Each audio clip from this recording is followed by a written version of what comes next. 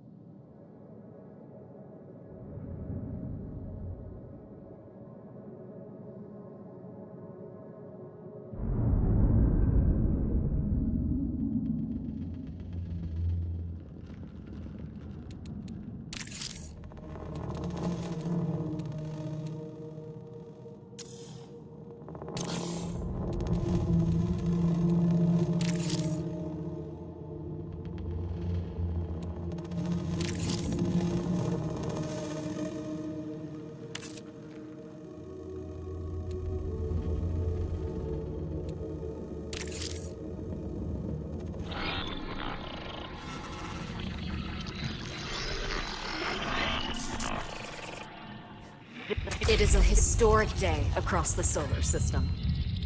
The enormous UESC Marathon colony ship sets out for the Tau Ceti star system to establish a new home for humanity, and with it, infinite possibility.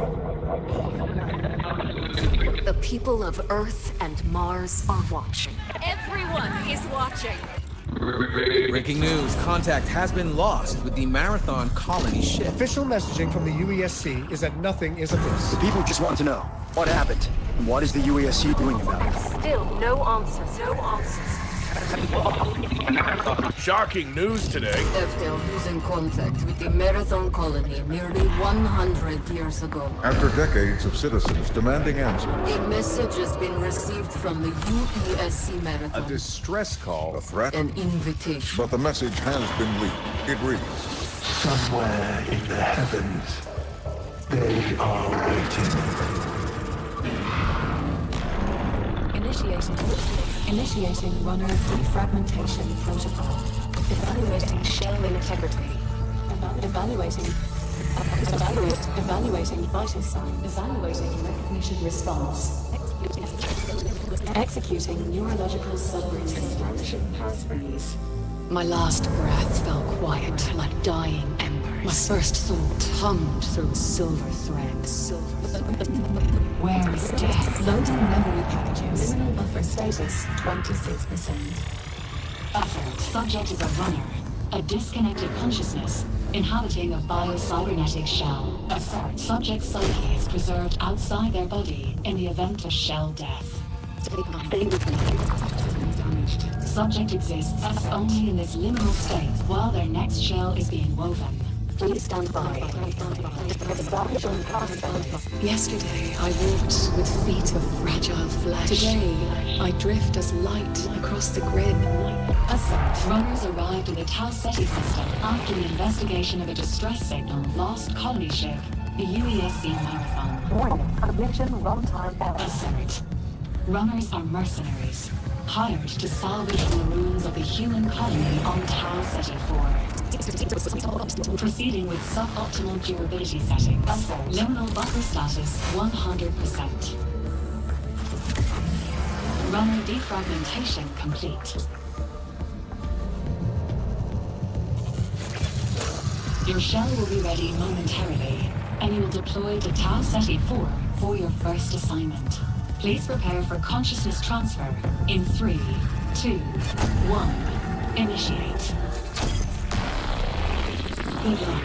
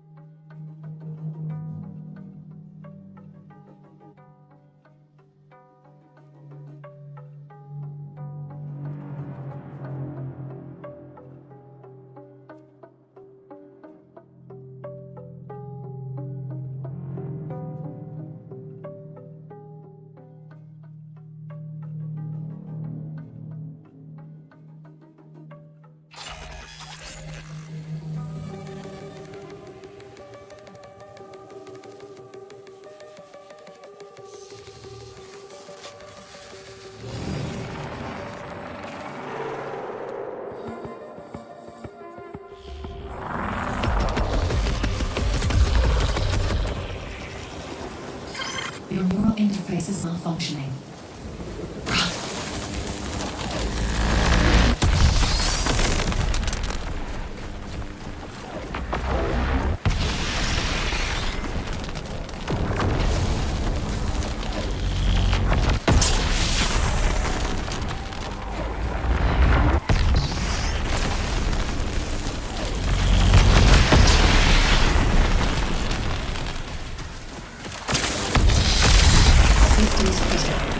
As your shell's functions deteriorate, you will experience discomfort, fear, regret.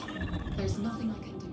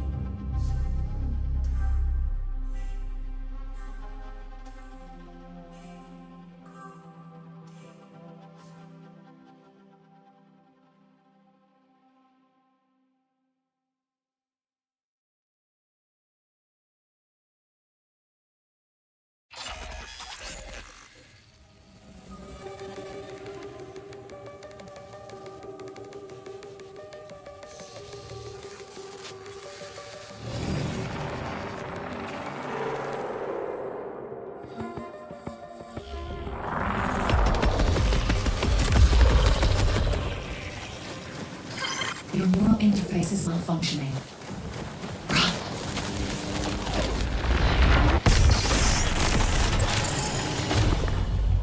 Your perception matrix has been damaged. Your shell too. Search the area for repair supplies, while I'll find a way to access the colony systems.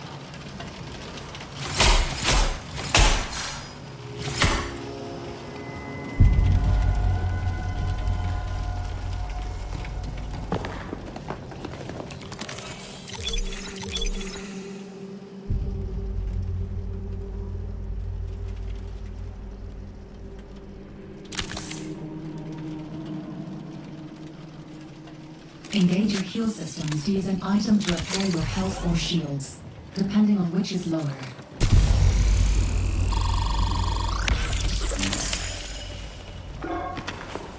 Authorization terminal active. Use it to interface with the colony systems.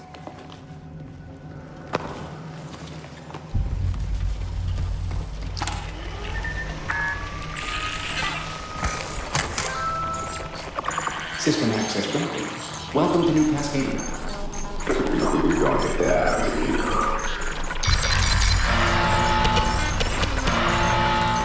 Attention, you are trespassing in the security zone. UESC security forces have been alerted to your activity. Exit the building immediately. I recommend you not follow those orders. Stay calm. Your newly acquired systems access will allow you to navigate the colony. Search this structure for a way out.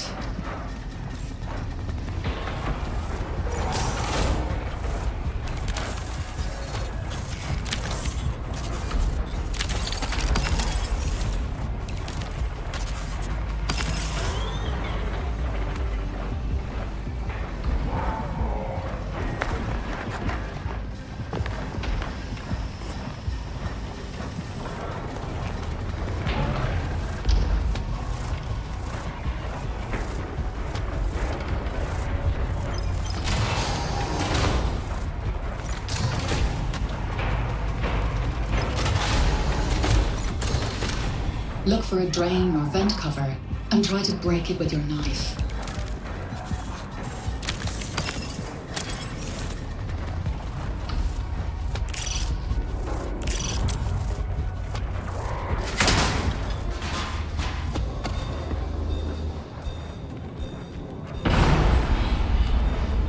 Keep low, keep quiet. By syncing your systems with the colonies, we've secured you permanent access to all of New Cascadia. Know when to pick a fight and when to make an exit. All that matters now is staying alive.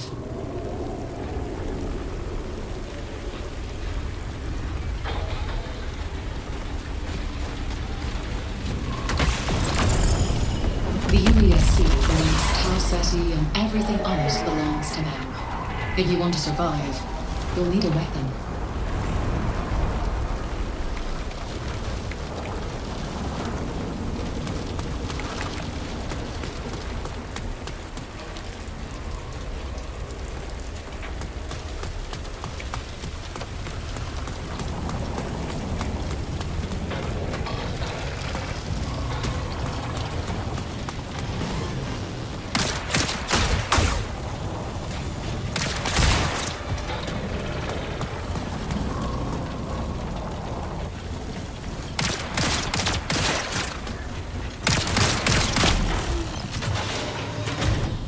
Another runner. Check the remains for weapons and supplies. They don't need them anymore.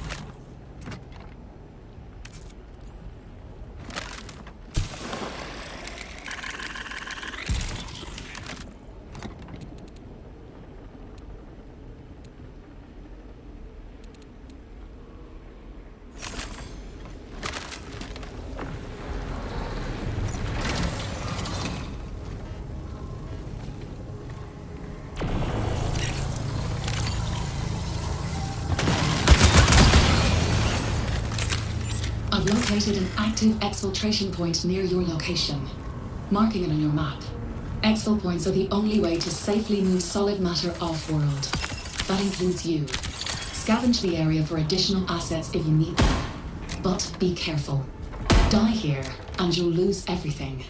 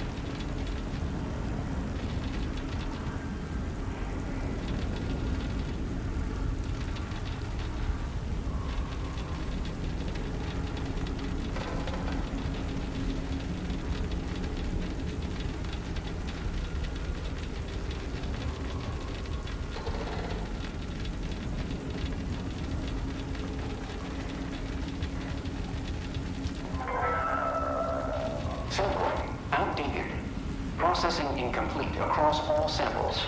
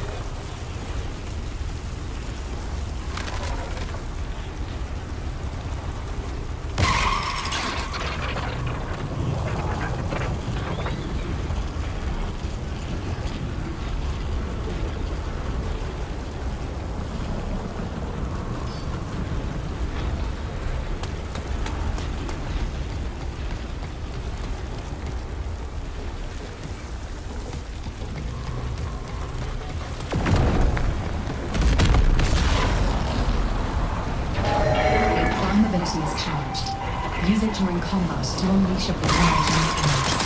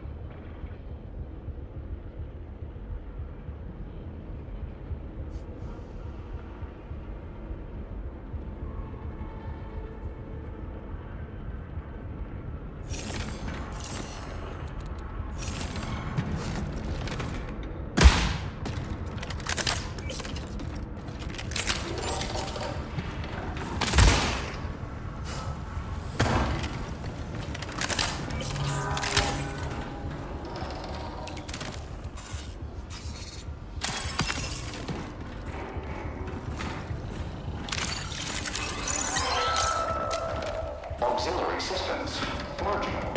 Station operational capacity unknown.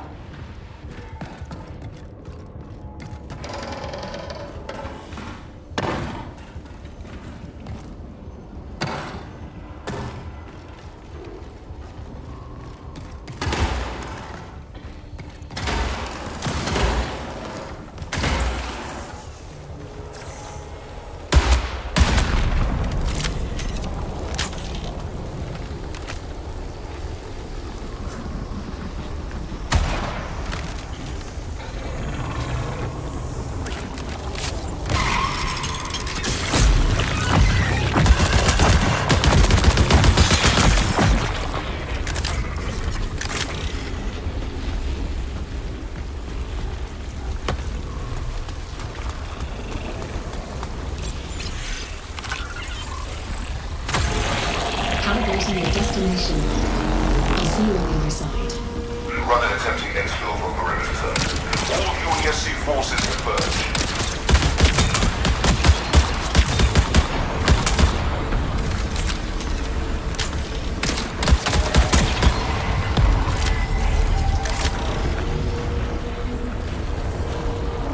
Your tactical ability is ready.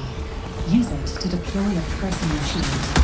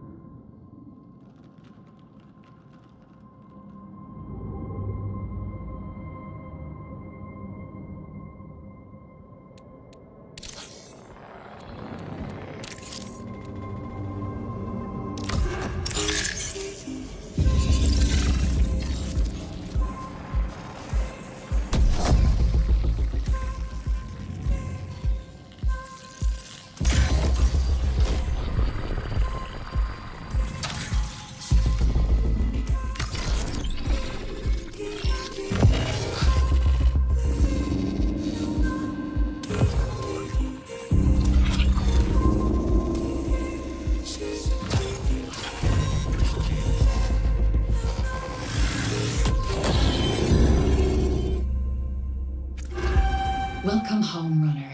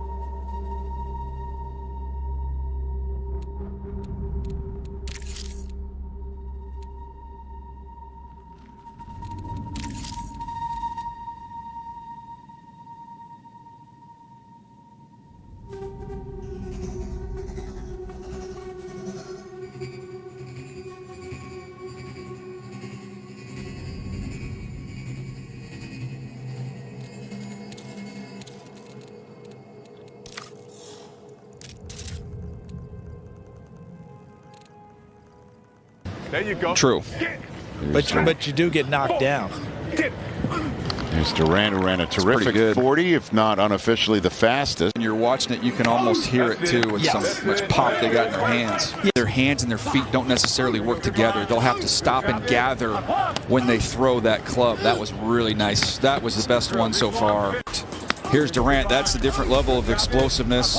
You saw it through the 40. Now you're seeing it through the field drills as well. We mentioned Zane Durant, a 4.75. Only 3 players over the last 2 decades have run a faster 40 at 290-plus pounds. That group includes Mario Williams, Teron Armstead, Lane Johnson. Pretty good football players. What do you think of this kid? Really good football players, but I think that now, maybe have you he ever had wondered the why best fans of Samsung say that Apple is always late when they add new features? Well, here's why. OLED displays, Samsung had them on the Galaxy S in 2010, all while Apple waited until the iPhone 10, which was 7 years later. When it comes to big phones, Samsung dropped the Galaxy Note in 2011, and Apple followed with the iPhone 6 Plus 3 years later after mocking them. When it comes to always on display, Samsung had it on the Galaxy S7, and Apple added it to the iPhone 14 Pro 6 years later. High refresh rate 120Hz displays, Samsung did it first with the Galaxy S20, and Apple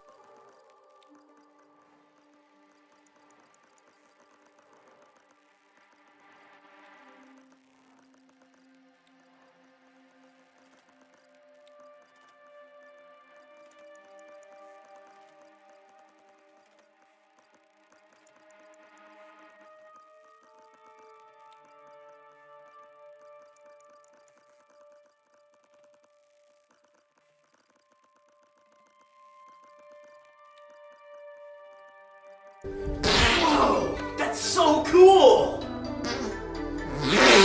It's like it's in real life.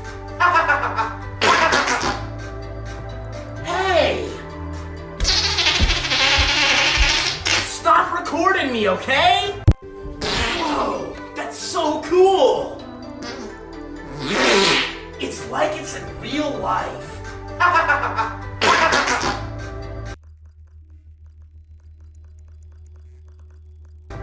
Hey!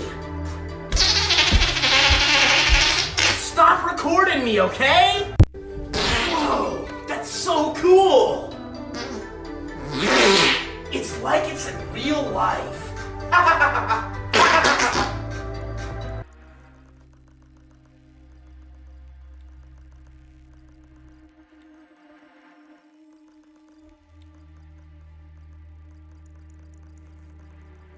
Hey! Stop recording!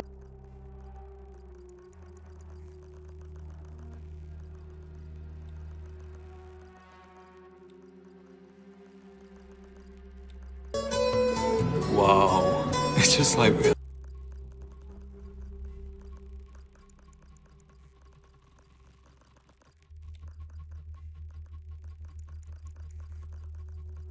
What's up guys, and it's that time of the year. The best of Samsung has finally arrived, the Galaxy S26.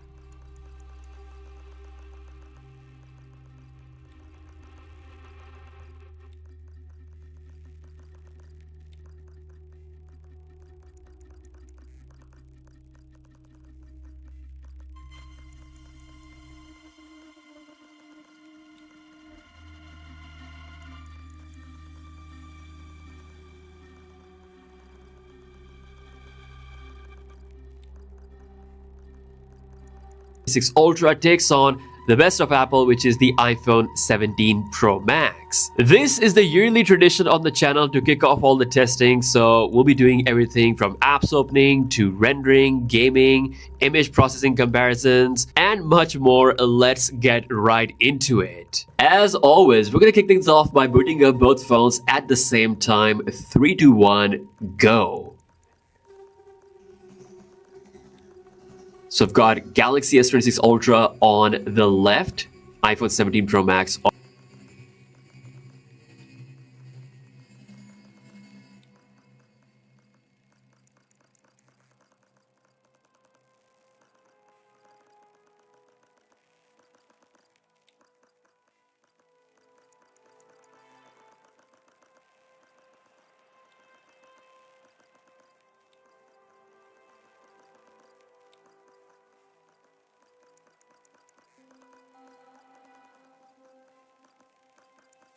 on the right, and Snapdragon Elite Gen 5 on all Ultra models. So this is pretty obvious, and it is pretty fast as well compared to the A19 on the iPhone 17 Pro Max, A19 Pro chip, by the way. I feel like every year the boot up speed on the Snapdragon chips are getting faster and faster, so yeah, that was a noticeable difference. Both devices look fantastic, but this is different. This privacy display feature is literally magic. So yeah, look at that.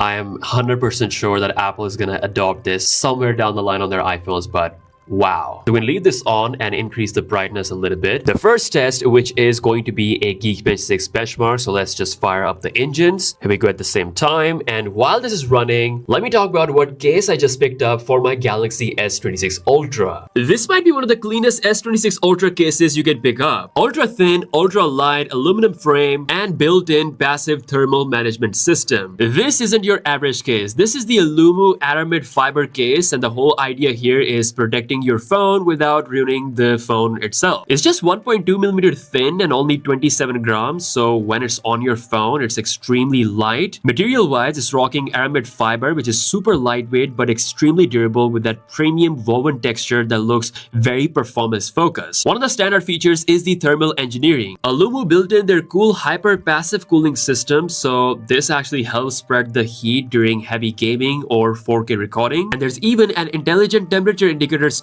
that visually reacts based on the device heat. Camera protection is also on point thanks to the supercar grade aluminum alloy frame. Now if you want something more everyday protection focused, then this is the Alumu frosted mechanical case. This one uses high elastic TPU full wrap body for shock absorption. It's designed for everyday drops up to 1.5 meters. You still get raised screen and camera protection, so no surface contact when you place the phone down. And this whole mechanical frosted translucent back looks pretty cool. There's a light reactive luminous halo that glows after light exposure, and you get aluminum side buttons which feels super tactile. Anti-slip grip dots help you with one-hand use, and yes, it's fully MagSafe compatible for mounts and accessories. Best of all, just for you guys, for the limited time only, you can get up to 10% off on these cases, so definitely check them out and give your S26 Ultra the proper premium case experience. So we're done with the benchmarks, and you can see this is pretty insane. Galaxy S26 Ultra has a pretty noticeable lead in the multi-core score over the iPhone 17 Pro Max. Again, this is the iOS 26.3 latest benchmark test. Usually the phone can hit 10K, but you know, it's the on-the-day performance that counts today. Obviously, iPhone still has a little bit of an edge when it comes to the single-core performance, but that's also very, very close. Well, let's see how that translates into real-life performance, starting with the app's opening test. Obviously, just as a standard protocol, we're going to start off with the system-based app first, just to see the animations and how things are looking. First up, we've got Phone Dialer. Let's exit at the same time. Look at that. Really, really smooth. It may took them a while, but seems like Samsung has really finally fully nailed the animations, just like how they are on iOS. Well, let's go ahead and open some third-party applications, starting with Spotify. That is, I think, a little bit quicker on the S26 Ultra. Gotta be careful with my words in this video because, yeah, don't want to piss off some fanboys, but yeah, you can see it's looking pretty smooth on both phones with the scrolling and everything. We're gonna exit at the same time. Next up, we have YouTube. That is definitely faster on the S26 Ultra. ChatGPT. That is really, really fast on the S26 Ultra. iPhone took a little second there. Moving out. Next on the list, we have Quora. Once again, quicker on the S26 Ultra. Let's do a quick scroll test. Very smooth on both phones. Instagram. That is really quick on both devices. Again, you guys are the judge here. Both phones load up the feed very quickly. Let's do a quick scroll. Looking pretty fast, although I feel like iPhone is loading things a little bit quicker than the S26 Ultra. Overall, things are looking very smooth. Let's go ahead and check out my profile. Load up very fast on both devices. Moving out, let's go ahead and try the Instagram camera. That is faster on the iPhone. Faster on the iPhone once again. Let's try it one more time. Once again, faster on the iPhone 17 Pro Max. Exiting at the same time on both phones. Again, very, very smooth. Reddit. I feel like that was a little bit quicker on the S26 Ultra. Let's see the scrolling speed. Looking really good. TikTok. Definitely faster on the iPhone 17 Pro Max. Galaxy S26 Ultra took a little while there. Now we can start scrolling. Checking my profile. That loaded up really fast on both phones. By the way, do follow me on TikTok, ZTechCare0. Let's go back, scroll once more time, looking very smooth. Next, we're jumping quickly into Netflix. That is definitely quicker on the S26 Ultra. Gonna log in my profile. Once again, faster on the S26 Ultra. Let's do a quick scroll test in Netflix. Yeah, the in-app performance looking pretty good as well. From here on, we're gonna jump into some games. So let's start off with Subway Surfers on both devices. And you can see that was really, really fast on the S26 Ultra. Wow, that was actually noticeably faster there compared to the iPhone 17 Pro Max. We're just gonna start this and then exit on both of these two games. Next, we have Asphalt 9 on both phones, or Asphalt Legends. So as you can see, that is all loaded up on both devices, but I feel like the iPhone is faster there. Let's hit play at the same time on both devices and see what is the status of the in-game loading time. And that is so neck and neck, but yeah, I can't even tell which one was quicker. Let me know in the comments which one was quicker with the Asphalt 9 loading time. But that was really, really close. Again, this game is running at 120 FPS on both devices, so no iOS specific settings. We're getting same graphics on Android as well, provided you have Snapdragon 8 Elite Gen 5 chip, so you're likely going to get 120 FPS along with the top graphics. Next up, we have PUBG Mobile. Another one of my favorite game to play on phones. And it seems like the iPhone is a little bit ahead. And yes, it is done with a loading time. Again, both were really neck and neck, so we're going to start off the battle right from the get-go.